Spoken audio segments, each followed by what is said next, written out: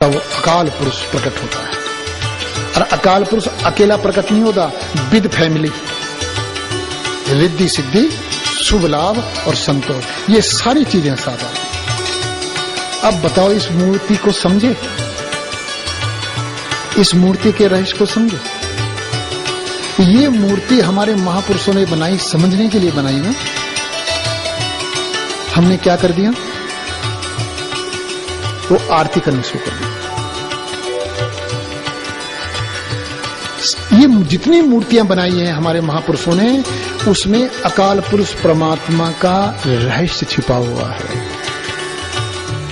हजारों साल पुरानी मूर्तियां हैं, ये नई नई नहीं बनी, हजारों साल पुरानी मूर्तियां हैं। ये बनाई गई हमारे महापुरुषों ने हमें समझाने के लिए। कागज नष्ट हो जाता है, ग्रंथ नष्ट हो जाते हैं, मूर्तियां नष्ट नहीं होती। इसलिए महापुरुषों ने मूर्तियां बनाई। मूर्तियों के रूप में वो ज्ञान अगली पीढ़ी तक पहुंचाने के लिए रखा गया। मूर्तियां नष्ट नहीं होंगी। समझ लो हमारी बात।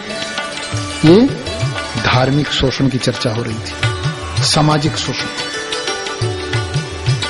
जन्मजात जाति भेद, ये समाज का शोषण है।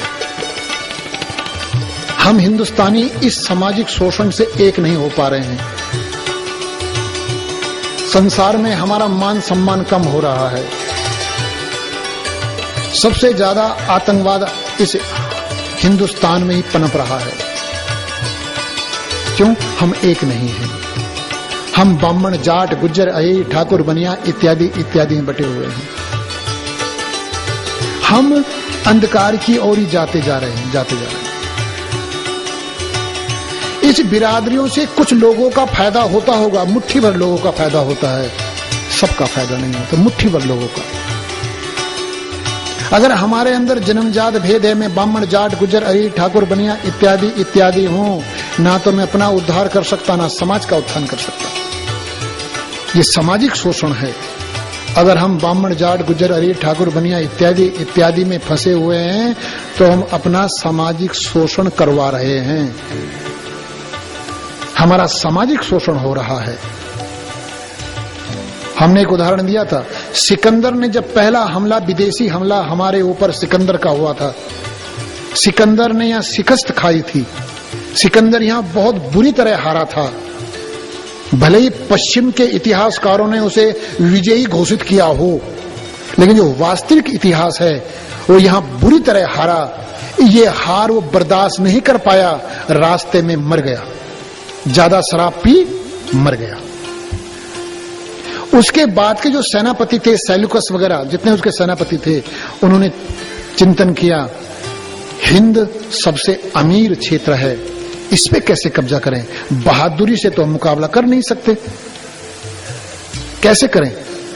तो कहा इनको जो है जातियों में बांट दो, बिरादरियों में इनको बांट दो। तो सिकंदर के बाद से योजना थी कि हिंदुस्तान को जाति बिरादरियों में बांट दो। आज हमारी ये दुर्दशा है, देख लो खुद दुर्दशा। नहीं तो कभी ब्राह्मण, जाट, गुज्जर, अय्यर, ठाकुर, बनिया वेदों में है, कहीं वेदों में, भगवत गीता में हो, कहीं नहीं है। ना वेदों में है, ना भगवत गीता में है। तो फिर हम मान क्यों रहे हैं फिर? ये तो ये हो गया। एक राजस्थान की कहानी है कि एक पिता ऊंट लेके आया, सामान लेके आया, ऊंट को बाहर छोड़ा, थक गया था पिता, अंदर लेट गया। बेटे से कहा बेटा ऊंट को बांध दे।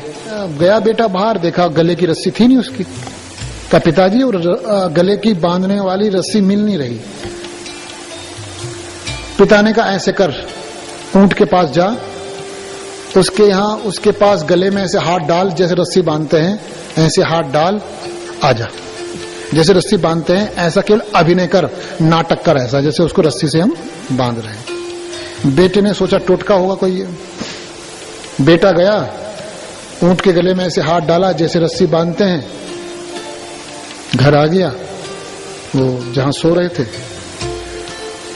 सुबह पिता ने कहा मैं बहुत थक गया हूं, ऐसे कर बाजार से सामान तू ही ले आ, ऊंट ले जा। बेटा बाहर आया, ऊंट को उठाना चाहा, ऊंट उठे ही ना। बहुत डंडे मारे, ऊंट उठे ही ना। बेटा गया, पिता गया, पिताजी रात जो तुमने टोटका बताया उसका गलत असर हो गया, ऊंट खड़ा ही नहीं हो रहा है। पिता ने कहा रात बांधा था, खोल तो दे इसे।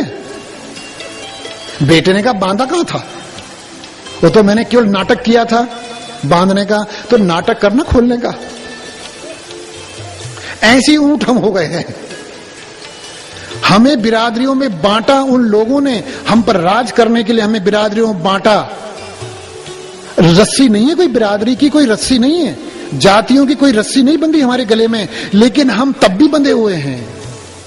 देख लो, खुद महसूस करो। कोई कह रहा मैं ब्राह्मण हूं, कोई कह रहा मैं जाट हूं, कहीं लिखा है उसके सिर पर?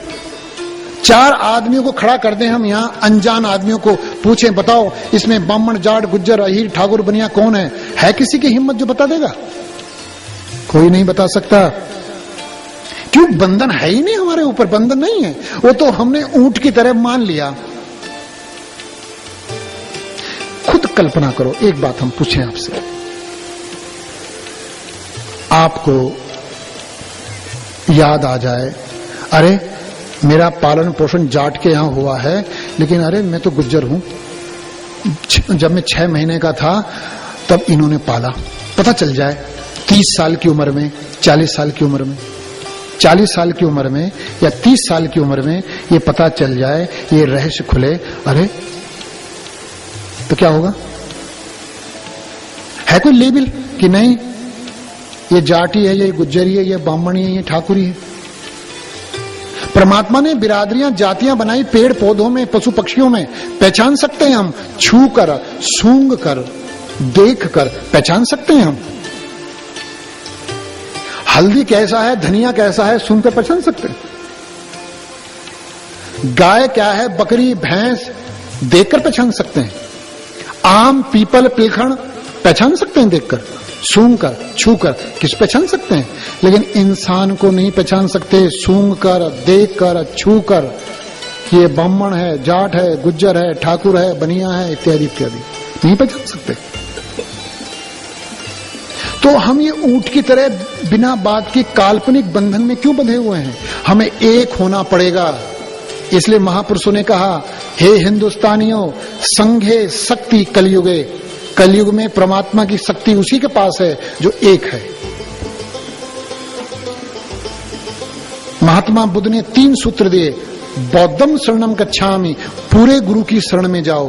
बौद्धम माने जिसको बोध हो गया, जिसको जानकारी हो गई अपनी, जिसको अंदर की जानकारी हो गई, उसकी शरण में जाओ। बौद्धम शरणम गच्छामि, धम्मम शरणम गच्छामि, धर्म की शरण में जाओ। संघम शरणम गच्छामि, एक हो जाओ। और जिसके अंदर ब्राह्मण, जाट, गुज्जर, अहीर का भाव है, वो अंदर प्रवेश नहीं कर सकता, नहीं कर सकता, नहीं कर सकता। इससे हमारा सामाजिक शोषण भी है। हमने बताया विदेशियों ने हमें बिरादरियों बांटा, इसलिए वेदों में कहीं नहीं है चर्चा, भगवत गीता में नहीं है। अब हमें एक होना पड़ेगा, क्रांति करनी पड़ेगी जिससे हम एक हों। धार्मिक शोषण से पहले अपने आप मुक्त हो, सामाजिक शोषण से पहले अपने आप मुक्त हो, औरों को मुक्त करने का प्रयास करो। तीसरा शोषण, राजनीतिक शोषण। ये शोषण, इसमें क्या है? जब तक हम पढ़ाई दवाई के लिए पैसे देते रहेंगे तब तक हमारा राजनीतिक शोषण होता रहेगा। अगर हम पढ़ाई दवाई मोल की लेंगे, धन से खरीदेंगे, तब तक समझना हमारा राजनीतिक शोषण हो रहा है। जिस दिन पढ़ाई दवाई मुक्त हो गई, समझ लेना हमारा राजनीतिक शोषण खत्म। तो 3 शोषण हो गए ना, धार्मिक, सामाजिक और राजनीतिक। धर्म है, इसमें सरस्वती, समाज है गंगा, राजनीति है यमुना। ये 3 हैं। जैसे अंदर इंगला पिंगला सुषुम्ना गंगा यमुना सरस्वती हैं, इसी तरह बाहर धर्म, समाज और राजनीति, ये गंगा यमुना सरस्वती हैं। इस विषय में जागरूक हो। जितने भी महापुरुष आए, जिन्होंने अंदर की यात्रा की, जिन्होंने अंदर का हाल देखा, उन्होंने इन